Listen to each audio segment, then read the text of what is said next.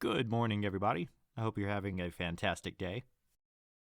So recently I purchased this AR-15 kit, and at first I was pretty excited about it, but as I was putting it together I was losing interest in the project, mostly because everyone I know has the AR-15. So I decided to scrap the AR-15 project, and instead do something a little bit more unique that would pique my interest a little bit more.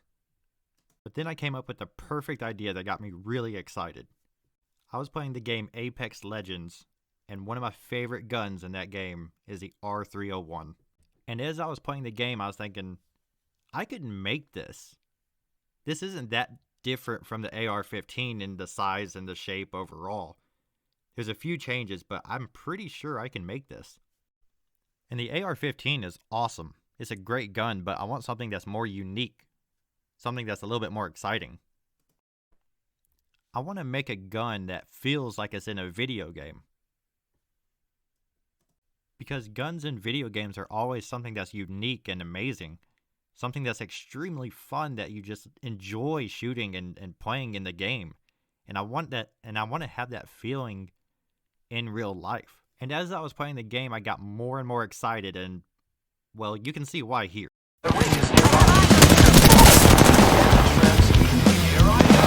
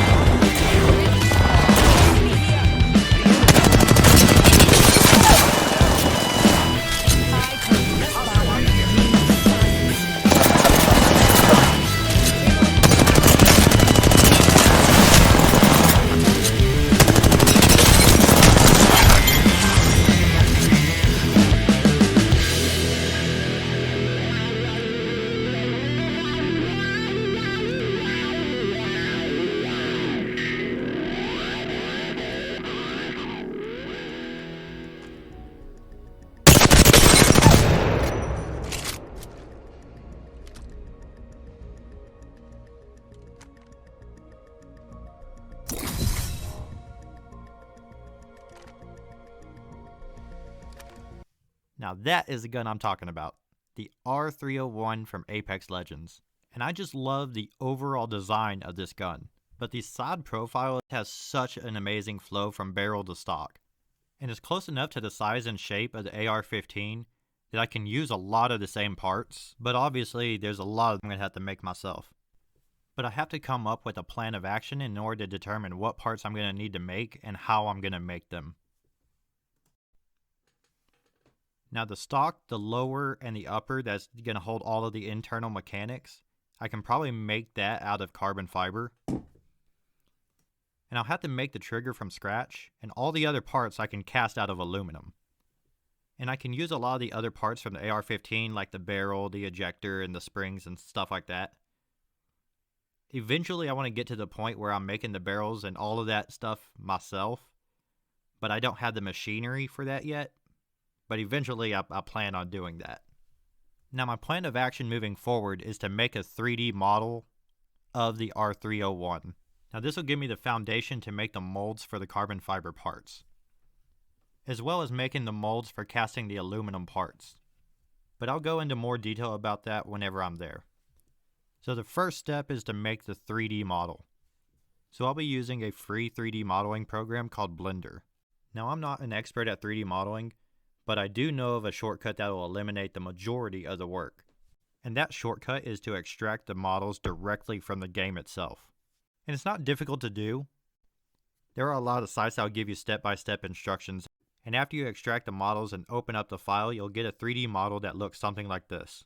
And what you'll notice is a lot of the details are missing from this model. And that's because a lot of the details that come from the game are actually just the textures that are on top of the model itself. So I'll have to add those in. But the good news is, I don't have to do the entire model, because I don't really know how. So this will make the job a whole lot easier, because all I have to do is add in the details that aren't in the original model from the game. But since I don't know much about Blender, I am going to have to look up how to do all of that, but I'll give it a shot. And after way too long for what I was doing, this is the final result.